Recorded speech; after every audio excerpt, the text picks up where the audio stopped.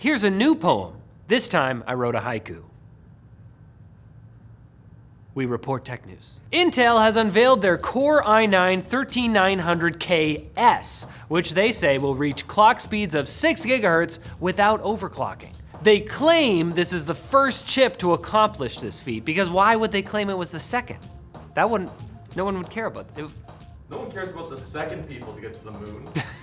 Intel has teased the eventuality of a 6 gigahertz CPU occurring this generation, and they released a sneak peek of the processor just 3 days ago. The i9-13900KS is essentially a 13900K chip that was able to run at a higher clock speed, which is probably because the KS chip was raised by parents who would only show affection if it won first place. It happens. But its emotional trauma could be your treasure if you can stomach the $700 price tag, which is more than $100 more than a normal 13900K that was loved unconditionally. I wish someone would make treasure out of my emotional trauma. It's just waiting there. Useless. The right top blokes over at Hardware Unboxed got their hands on the new chip after rigorous testing. They're from Australia. Yes. That's why you wrote it. Yes. And after rigorous testing, they concluded that this is a seriously dumb product that you should avoid, unless you're an extreme overclocking enthusiast. Ah, sweet as. Meta is suing a surveillance company for collecting Facebook and Instagram users' data and selling it to third parties. Oh, so this is like a plagiarism case. Okay, got it. In a blog post, the tech giant accused a company called Voyager Labs of launching scraping campaigns on Facebook, Instagram, and other websites. But not on windshields, which would be helpful. I would have loved that. Voyager Labs offers a service of surveilling people online by reconstructing their public and private digital lives. They claim that by using AI, they can use this data to determine if someone has committed a crime or if they're more likely to commit a future crime. Kind of like the precogs from Minority Report. Now, I haven't seen that movie. I have, but you haven't. But I'm sure a system where citizens can be punished because a small group makes an unchallenged assertion that someone will break the law in the future has no potential flaws.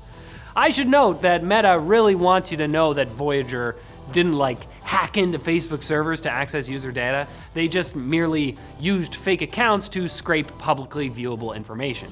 So next time, use humans, it'll be fine. It's a learning experience. And the James Webb Space Telescope has had a big week, but how would it know how much time has passed? It doesn't have a moon. Explain that, science. The telescope made headlines because it has apparently found too many early galaxies, frustrating astronomers. Astronomers hate it. Astronomers hate this one easy telescope trick. They're just not equipped to handle all those early galaxies when the older galaxies haven't even gone off to school yet. It's that, or it's the fact that the amount of galaxies the instrument may have found would contradict predictions of how many galaxies existed 200 to 400 million years after the Big Bang. It really could be either one of those. J-dubs didn't stop at only finding galaxies either. The telescope found its first exoplanet, which is science for a planet that orbits a star that isn't the sun.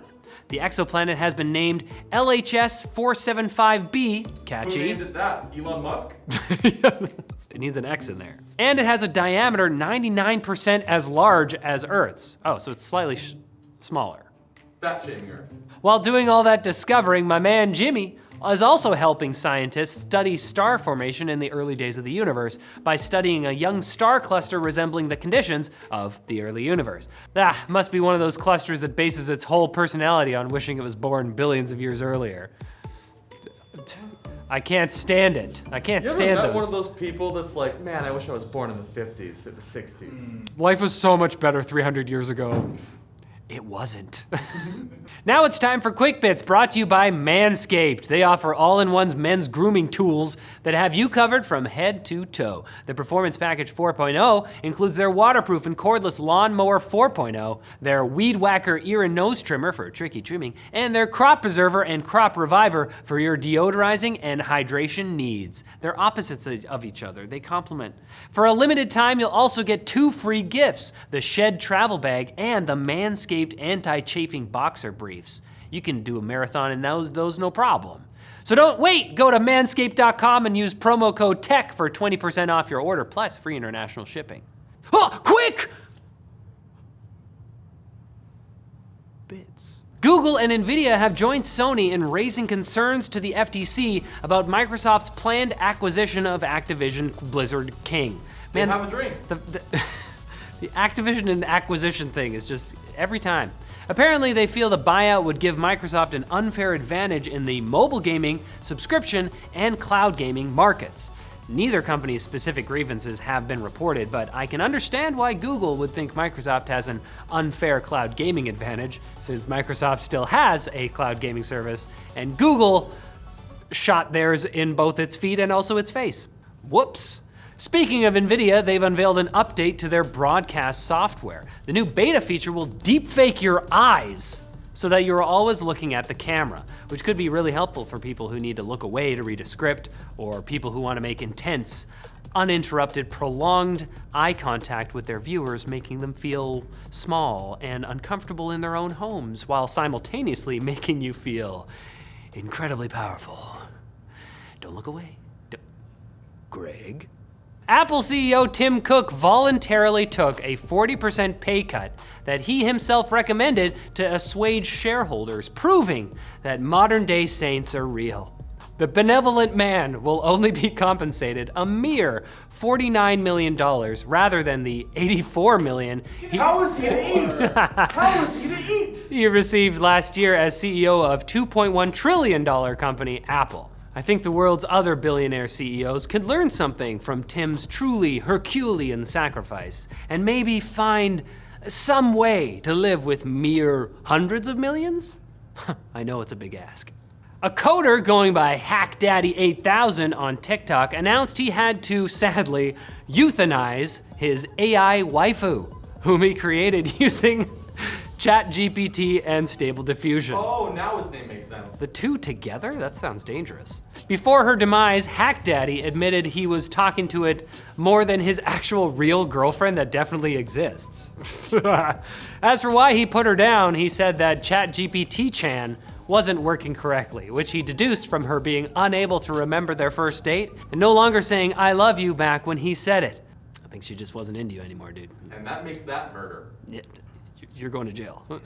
And Wizards of the Coast have backpedaled somewhat on their plans to change Dungeons & Dragons' open gaming license. The company's planned changes would have added royalties to homebrew content that made a certain amount of revenue and language that could have allowed them to take their community's ideas for free. After their community rebelled, like insert faction in the lore here.